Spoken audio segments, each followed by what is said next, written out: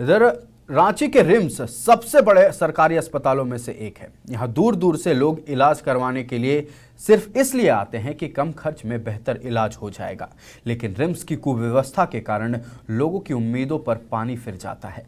RIMS का blood bank अक्सर बंद रहता है। समय से पहले विभाग के लोग ताले जड़कर निजी कार्यों के लिए चले जाते हैं। इस कारण मरीज के परिजन और नर्सों को कई समस्याओं का सामना करना पड़ता है। हम 1 बजे यहाँ पे सैंपल देने के लिए आए तो यहाँ पे थे कोई अंदर में, तो उनसे हम पूछे कि कितना बजे तक जमा होता है, मेरे को सैंपल जमा करना है। तो सीधा मेरे को बाहर निकाल दिए और बोले कि यहाँ से निकलो और सीधा 2:30 बजे आना। तो उसके बाद हम बोले कि तब तक मेरा सैंपल ये हाथ में रखे रहे, तो बोले कि पैकेट में रखो और जहाँ जाना वहाँ जाओ। तो हम बोले कि आप ऐसे हाइपर क्यों हो रहे हैं मेरे से, हम पूछ ना रहे हैं आपसे। तो बोले कि बता दिए ना। तो हम बोले कि आप तो बता दिए, लेकिन इतना हाइपर होकर के क्यों बोल रहे हैं आप मेरे से। जब आए सैंपल जमा करने के लिए देख रहे हैं कि 1 बजे का टाइमिंग से पहले ही लॉक किया गया है यहाँ पे, और सारा पब्लिक भी खड़ा है बहुत सारा यहाँ। तो परेशानी तो है, कितना बार आदमी अब 3 घंटा 4 घंटा वेट करेगा इसके लिए।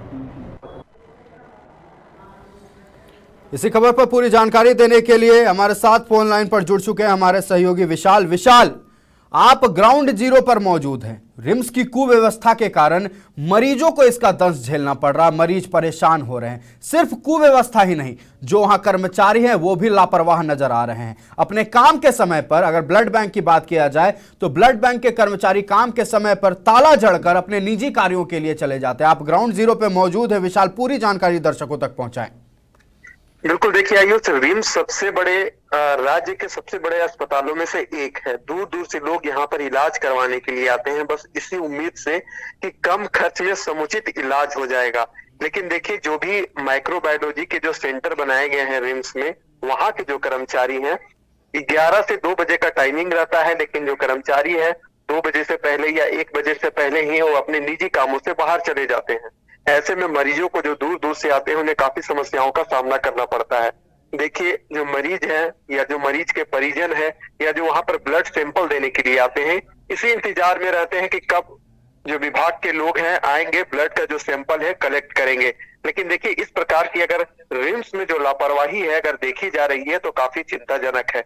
कई सारे ऐसे मरीज हैं जिनका इमरजेंसी में इलाज चल रहा है, उनका जो ब्लड सैंपल है तत्काल उनका जो रिजल्ट है, जो परिणाम है उनका ब्लड सैंपल का जरूरत होती है।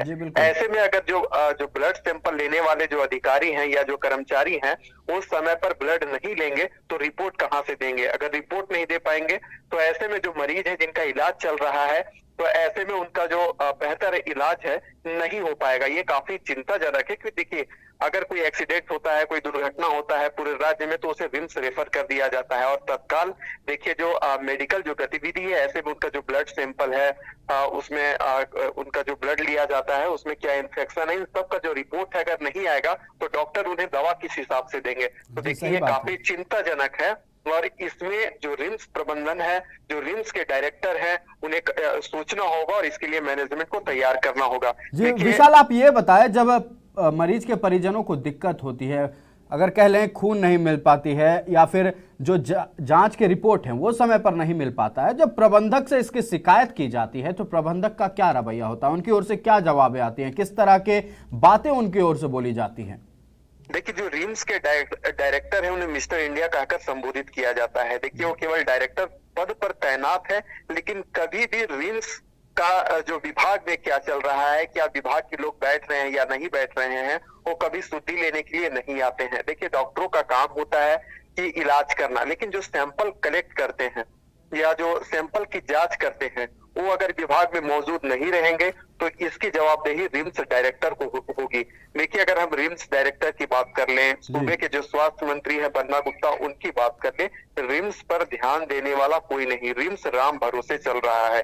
देखिए, कई बार हमने देखा, हाल ही में जब शीतकालीन सत्र चल रहा था तो कांके के विधायक समरीलाल ने रिम्स की कुव्यवस्था को लेकर ही विधानसभा में सांकेतिक धरना दिया था और विरोध प्रदर्शन कर रहे थे। न केवल बन्ना गुप्ता, जब रघुवर दास की सरकार थी उस समय भी रिम्स की व्यवस्था को लेकर लगातार सवाल उठाए जा रहे थे। लेकिन 23 वर्ष हो चुका है आयुष, और राज्य के सबसे बड़े अस्पताल में अगर इस प्रकार की व्यवस्था रहेगी तो जो झारखंड को देखा जा रहा है कि झारखंड स्वर्ण सबसे बेहतर राज्य बनेगा, तो कैसे बन पाएगा। जहां का स्वास्थ्य व्यवस्था अगर सही ना हो तो उस राज्य की आप समझ सकते हैं कि ढांचा किस प्रकार की होगी। देखिए, कई बार राज्य सरकार से मांग की गई है कि रिम्स की जो सुविधा है उसको बढ़ाया जाए, बेड की जो सुविधा है उसे बढ़ाया जाए, लेकिन अब तक इस पूरे विषय को लेकर ध्यान नहीं दिया गया है। केवल राजनीति का भेंट रिम्स चल रहा है। देखिए, कई सारे ऐसे मशीन है रिम्स में जो खराब पड़े हैं। अगर हम बात कर ले, अगर आपको सीटी स्कैन कराना हो, अल्ट्रासाउंड कराना हो, तो आप जो मरीज है वो बाहर इलाज करवाने के लिए मजबूर है। तो फिर लोग क्यों सरकारी अस्पताल में आएंगे? जो इतना जो पैसा फंड जा रहा है, जो सरकार स्वास्थ्य विभाग को दे रही है, आखिर वो पैसा कहाँ जा रहा है? इन सब विषयों को लेकर ये जांच का विषय है और पक्ष और विपक्ष दोनों को मिलकर रिम्स की व्यवस्था को सुधारने के लिए लगना होगा, तभी रिम्स बेहतर अस्पताल बन सकता है। जी आइए। ये तमाम जानकारी के लिए बहुत बहुत धन्यवाद विशाल। जैसा कि हमारे सहयोगी विशाल ने बताया कि रिम्स की कुव्यवस्था का दंश मरीज और मरीज के परिजन झेलने को मजबूर हैं। जब वो प्रबंधक के पास जाते हैं तो प्रबंधक का कोई भी व्यक्ति या तो मौजूद नहीं होता है या मौजूद होता है तो गलत रवैया पेश करता है, गलत तरीके से पेश आता है, कुछ भी सीधा जवाब मरीज के परिजनों को नहीं मिलता। ऐसे में अब देखने वाली बात यह है, ऐसे में सवाल ये उठता है कि आखिरकार गरीब तबके के लोग कहाँ जाएं? राज्य के सबसे बड़े अस्पताल का अगर ये हाल है तो पूरे राज्य के सरकारी अस्पतालों का क्या हाल होगा, इसके बारे में आप सोच सकते हैं।